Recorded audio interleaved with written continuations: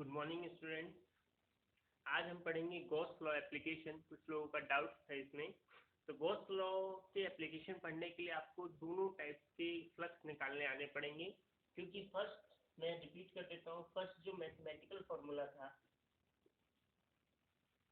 Mathematical जो formula है flux निकालने का, वो क्या होता था आपका phi E equal to integration of E vector dot D S vector, या इसी को हम ब्रैकेट ओपन करके जब ओपन करते हैं तो क्या लिखते थे, E D S cos theta.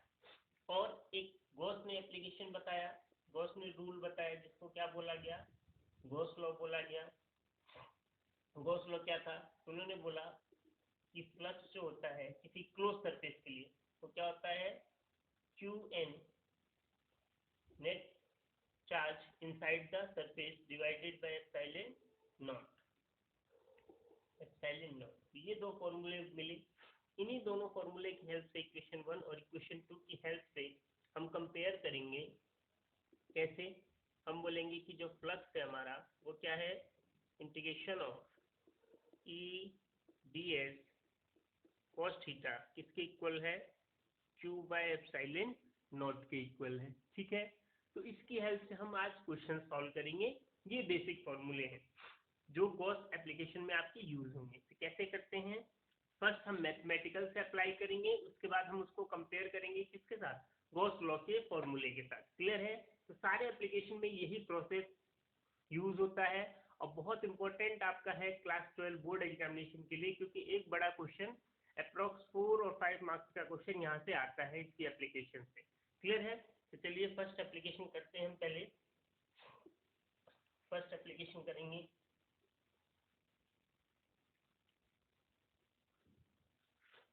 First application जो है हमारा वो क्या है, देखिए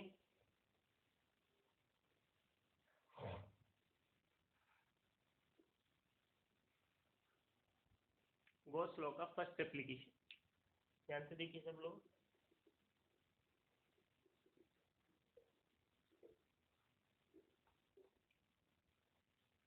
फर्स्ट एप्लीकेशन क्या है, देखिए फर्स्ट एप्लीकेशन है, हम इसको क्वेश्चन के फॉर्म में करते हैं जैसे बोर्ड एग्जामिनेशन में आता है हमारा। Find electric field intensity, find electric field intensity due to ए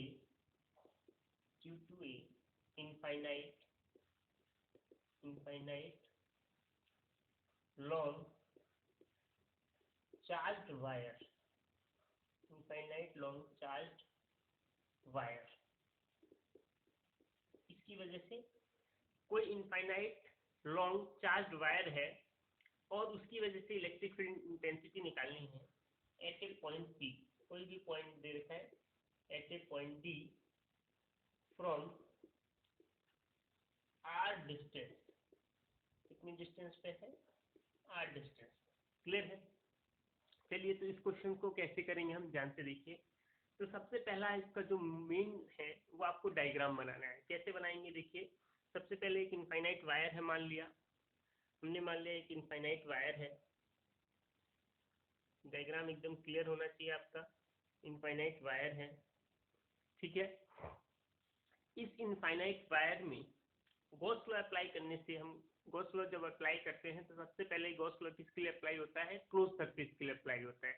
तो अगर इनफाइनाइट वायर है और कैसा है, चार्ज है, कैसा है, चार्ज वायर है, क्योंकि चार्ज है इस पे, तो चार्ज वायर है अगर ये, तो सिंपल सी बात है इसके आसपास क्या होगा, इलेक्ट्रिक फील्ड इंटेंसिटी होगा। तो गॉस लॉ अप्लाई करना है क्योंकि इनफाइनाइट है और हम मेन मैथमेटिकल फॉर्मूले से इसको सॉल्व नहीं कर सकते, इसलिए हम क्या यूज कर रहे हैं, Gauss law. Gauss law use करने के लिए हमको क्या बनाना पड़ेगा, एक क्लोज सरफेस बनाना पड़ेगा। क्योंकि ये इनफाइनाइट है तो रियल में तो कोई क्लोज सरफेस इसको क्लोज नहीं कर सकती। इसीलिए जो गॉस लॉ में जो बोला गया है कि जो आप क्लोज सरफेस यूज करते हैं उसको क्या बोलते हैं, इमेजिनरी सरफेस। क्योंकि एक्चुअल में ऐसा कुछ नहीं होता, हम एक सिमेट्रिकल सरफेस बनाते हैं, क्लोज सरफेस, जिसके थ्रू हम गॉस लॉ को अप्लाई कर सके। तो हम यहाँ पे एक सरफेस बना रहे हैं, एक सरफेस ड्रॉ करते हैं हम यहाँ पे इमेजनरी, और हमने क्या बनाया है, हमने एक बनाया सिलेंडर, क्योंकि सिलेंडर इसलिए लिया सिमेट्री मिल जाएगी हमको।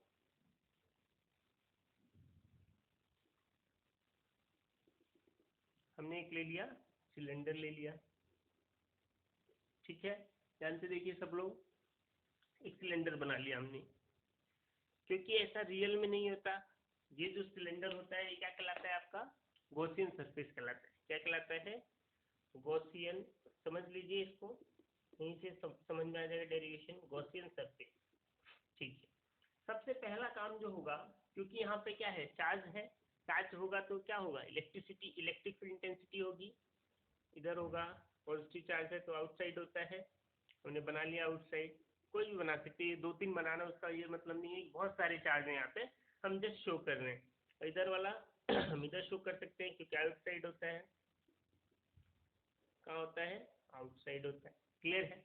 अच्छा, मेन बात यह है कि इस क्वेश्चन को सॉल्व करने के लिए आपको 3 पार्ट्स में इस क्वेश्चन को सॉल्व करना पड़ेगा। कैसे सॉल्व करेंगे, देखिए सबसे पहले जो सरफेस है उसमें सरफेस काउंट करिए कि आप कितनी सरफेस है यहाँ पे। तो देखिए, एक ये हो गया बॉटम सरफेस, एक हो गया फ्रंट, और ये हो गया टॉप सरफेस। कितने सरफेस, कितने यहाँ पे पार्ट है सिलेंडर के। जैसे कोई सिलेंडर होता है, सपोज दैट, देखिए ये सिलेंडर है, अगर ये सिलेंडर है तो इसके आप सरफेस काउंट करें तो ये हो गया टॉप सरफेस, ये हो गया फ्रंट, और ये हो गया इसका बॉटम। तो कितने सरफेस होते हैं, 3 सरफेस होते हैं। हम इसमें क्या यूज करेंगे, हम अलग अलग सरफेस का फ्लक्स निकालेंगे और सारे फ्लक्स को क्या कर देंगे, सम कर देंगे, जिससे हमको टोटल फ्लक्स मिल जाएगा इस इनफाइनाइट चार्ज वायर की वजह से। क्लियर है, समझ गए होंगे डायग्राम। दूसरा क्या चाहिए हमको, नॉर्मल निकालना पड़ेगा हर सरफेस का। तो नॉर्मल क्या होता है, देखिए ये सरफेस अगर सिलेंडर है और इसका अगर नॉर्मल निकाला जाए, नॉर्मल मीन्स परपेंडिकुलर लाइन, तो ये टॉप सरफेस के लिए परपेंडिकुलर लाइन कहाँ होगा, इधर। इसके लिए किधर होगा, इधर होगा। और ये के लिए किधर होगा, इधर या इधर होगा। क्लियर है, तो बना लेते हैं नॉर्मल। इसके लिए नॉर्मल किधर हो गया, इधर। इसके लिए नॉर्मल किधर हो जाएगा, नीचे। और इसके लिए नॉर्मल किधर हो जाएगा, ऊपर हो जाएगा। ठीक है, अब यहाँ पे देखिए तीसरा काम क्या करना है, नॉर्मल और इलेक्ट्रिक फील्ड के बीच में एंगल निकालना है। तो पहले फर्स्ट सरफेस में इलेक्ट्रिक फील्ड किधर है, देखिए इस साइड इधर जा रही है, और नॉर्मल किधर आ रहा है, इधर। तो एंगल फर्स्ट सरफेस के लिए एंगल कितना हो जाएगा, नॉर्मल इलेक्ट्रिक फील्ड के बीच में 90 डिग्री। सेकेंड सरफेस में इलेक्ट्रिक फील्ड इधर, नॉर्मल भी इधर, एंगल कितना हो जाएगा आपका 0 डिग्री। और थर्ड सरफेस के लिए भी इलेक्ट्रिक फील्ड इधर या इधर, और नॉर्मल कहाँ जा रहा है, ऊपर जा रहा है। तो एंगल कितना हो जाएगा यहाँ पे आपका 90 डिग्री हो जाएगा। क्लियर है, तो ये 3 काम करने हैं। जब आप डायग्राम एक्चुअल अच्छा बनाएंगे तो ऑटोमेटिक आपका डेरिवेशन बिल्कुल सही होता है। ये प्रोसेस होता है फिजिक्स में, बोला जाता है कि अगर आपको कोई भी डेरिवेशन करना है तो सबसे पहले आप डायग्राम क्लियर बनाएं और ये देखें कि डायग्राम में कोई गलती ना हो रही हो आपसे। तो यहाँ पे मैं फिर से एक बार एक्सप्लेन करता हूँ डायग्राम को। जब इनफाइनाइट वायर के लिए अगर आपसे पूछा जाएगा कब बोर्ड एग्जामिनेशन में कि इनफाइनाइट वायर की वजह से आप इलेक्ट्रिक फील्ड इंटेंसिटी निकालिए किसी पॉइंट पे, तो आप देखिए नॉर्मल मैथमेटिकल फॉर्मूलेसिस को आप नहीं निकाल सकते। क्या यूज करना पड़ेगा, गॉस लॉ। इसका रीजन क्या है, मैंने बहुत बार बोला है कि नॉर्मल अगर इलेक्ट्रिक फील्ड निकालना है, फॉर्मूला क्या होता है, a cube by r square. R क्या होता है, डिस्टेंस। अब जब इनफाइनाइट होगा तो डिस्टेंस के हमको पता नहीं चलता, इसीलिए ये फॉर्मूला यूज हम नहीं कर सकते। क्लियर है, तब देखिए यहाँ पे हम क्या करेंगे, हमने गॉस लॉ का यूज करा। और गॉस लॉ में क्या बोला जाता है, सबसे पहले क्या ड्रॉ करो, एक क्लोज सरफेस ड्रॉ करो जिसके बीच में आप मानो कि वो जो आप जिसके लिए कर रहे हो, जैसे लॉन्ग वायर के लिए कर रहे हो, वो लॉन्ग वायर किसके अंदर हो, उस क्लोज सरफेस के अंदर हो। क्योंकि गॉस ने जो एप्लीकेशन दिया, अपना रूल दिया, जो फॉर्मूला बताया फ्लक्स का क्यू बाय एप्सिलॉन नॉट, वो जो चार्ज होता है वो इनसाइड द सरफेस होता है, इनसाइड द क्लोज सरफेस होता है। तो अगर क्लोज सरफेस आप नहीं बनाएंगे तो गॉस लॉ को यूज नहीं कर सकते, और बिना गॉस लॉ को यूज करे ये डेरिवेशन नहीं होगा। तो सबसे पहला ये बोलते हैं कि एक इमेजिनरी सरफेस बनाओ, जिस इमेजिनरी सरफेस को उन्होंने क्या बोला, गॉसियन सरफेस। यहाँ पे क्या ले लिया है हमने, इमेजिनरी सरफेस के रूप में सिलेंडर ले लिया। क्यों, क्योंकि ये सिमेट्री देता है सिलेंडर, आधा पार्ट इधर आधा पार्ट इधर, हर जगह से क्या होता है, सेम आएगा। क्लियर है, इसलिए सिलेंडर लिया, इलेक्ट्रिक फील्ड ड्रॉ कर लिया। उसके बाद सबसे बड़ी बात होती है कि यहाँ पे आप सरफेस काउंट करो, कितने सरफेस से मिलके बना है वो आपका क्लोज सरफेस। तो 1 2 टॉप, बॉटम और आपका फ्रंट, तो 3 सरफेस है, तीनों सरफेस के लिए नॉर्मल निकालो और इलेक्ट्रिक फील्ड और नॉर्मल के बीच में आपको क्या निकालना है, एंगल निकालना है। इसके बाद हम डेरिवेशन अपना स्टार्ट कर सकते हैं। तो क्या है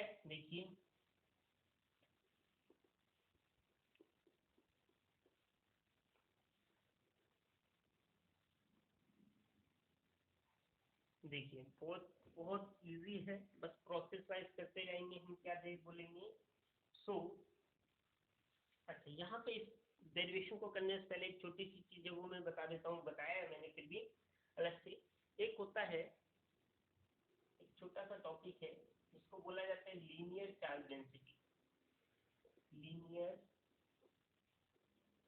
चार्ज डेंसिटी, इसको डिनोट करा जाता है लैम्डा से। ये क्या होता है देखिए, लीनियर चार्ज डेंसिटी जो होता है लैम्डा, ये बोलता है क्योंकि इनफाइनाइट है तो हमको टोटल चार्ज कभी भी पता नहीं चल सकता, इसीलिए हम डेंसिटी की फॉर्म में इस चार्ज को यूज करते हैं। क्योंकि डेंसिटी वो चीज होती है जो ये बता सकती है कि पर सेंटीमीटर कितना चार्ज डिस्ट्रीब्यूशन हो रहा है इस वायर के ऊपर। तो उसको हम अगर उसके वॉल्यूम से मल्टीप्लाई करते हैं तो टोटल चार्ज मिल जाता है हमको। तो ध्यान रखिए, जब भी इनफाइनाइट वाली चीजें करते हैं, पर्टिकुलर इस केस के लिए या बहुत सारी ऐसी चीज जहाँ पे इनफाइनाइट यूज होगा, तो हम हमेशा किसका यूज करते हैं, डेंसिटी। और यहाँ पे क्योंकि लेंथ के ऊपर है इसलिए इसका नाम क्या दिया है, लीनियर चार्ज डेंसिटी। किससे रिप्रेजेंट कर रहे हैं, लैम्डा से। और क्या होता है, टोटल चार्ज मतलब Q by L, charge per unit length. यहाँ से हम जो टोटल चार्ज है उसको निकाल सकते हैं कि टोटल लेंथ पे कितना चार्ज डिस्ट्रीब्यूटेड है, तो लैम्डा इंटू एल। ये चार्ज डिस्ट्रीब्यूशन है टोटल चार्ज, क्योंकि हमको टोटल चार्ज चाहिए और ये तो इनफाइनाइट है तो नहीं निकाल सकते हम, इसलिए हम यूज करते हैं क्या, लीनियर चार्ज डेंसिटी की फॉर्म में हम ये फॉर्मूला यूज करते हैं। क्लियर है, चलिए तब डेरिवेशन करते हैं हम अपना।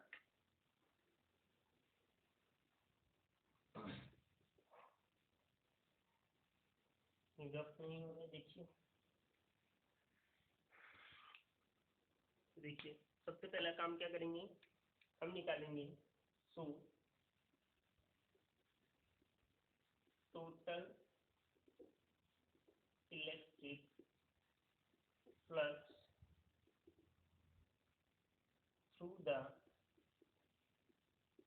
through the through the closed surface, through the closed surface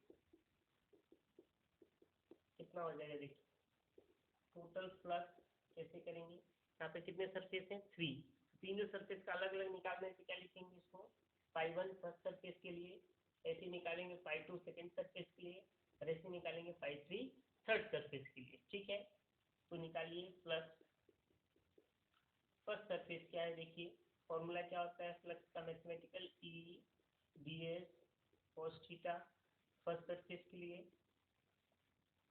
second surface के लिए फॉर्मूला सेम रहेगा, E D S cos theta second surface के लिए। ऐसे ही थर्ड क्या हो जाएगा, E D S cos theta third surface के लिए। क्लियर है सबको। अब देखिए यहाँ पे फ्लक्स फर्स्ट सरफेस के लिए एंगल कितना है, E D S first surface के लिए एंगल कितना है आपका 90 डिग्री, सॉरी 90 cos 90 है। सेकेंड सरफेस के लिए एंगल कितना है, E D S cos 0 degree है।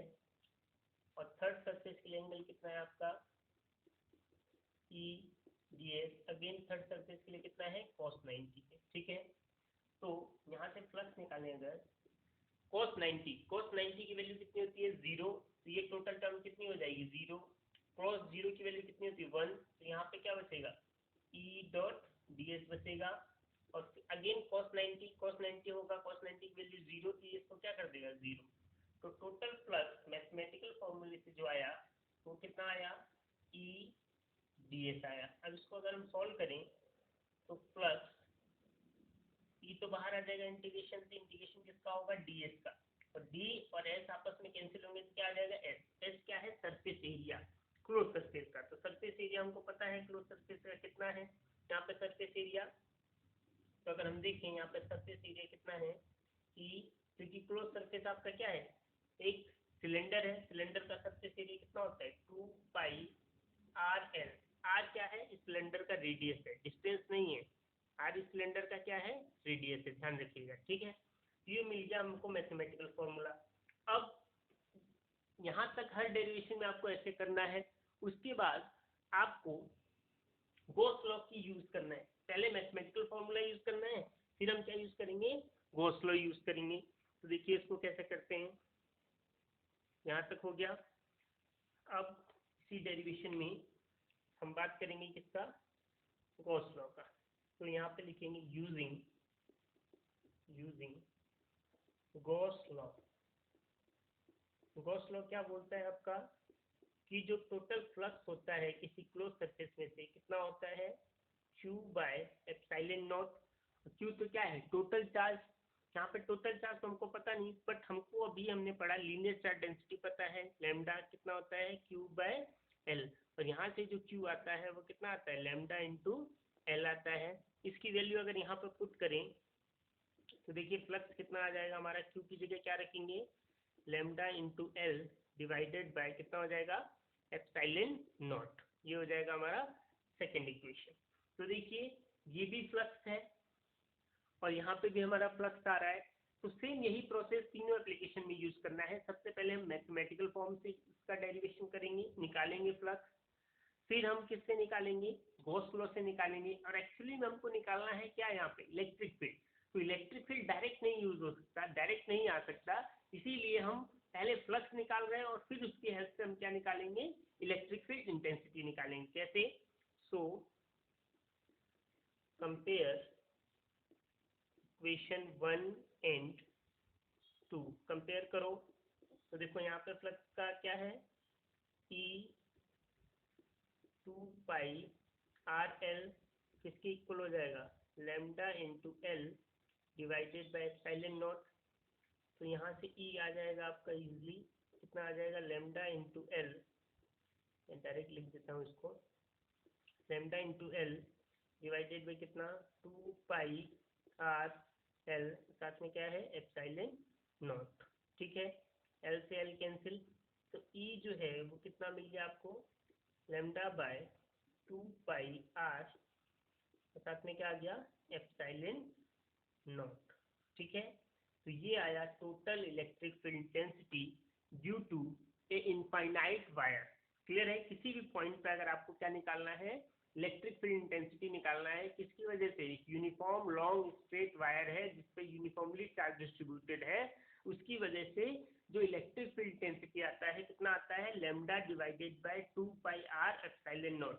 लैम्डा यहाँ पे क्या है, लीनियर चार्ज डेंसिटी, 2π तो कांस्टेंट हो गया, आर क्या है यहाँ पे, रेडियस ऑफ द सिलेंडर, और ε0 की वैल्यू आप जानते हैं। क्लियर है, तो ये तरीका होता है डेरिवेशन करने का। ऐसे ही सेकेंड एप्लीकेशन में भी हम क्या यूज करेंगे, पहले मैथमेटिकल फॉर्मूला करेंगे और फिर उस मैथमेटिकल फॉर्मूले से जब हमारा फ्लक्स आ जाएगा तो हम किसका यूज करेंगे, गॉस लॉ का यूज करेंगे। और गॉस लॉ यूज करके दोनों को क्या कर दिया जाता है, कंपेयर कर दिया जाता है।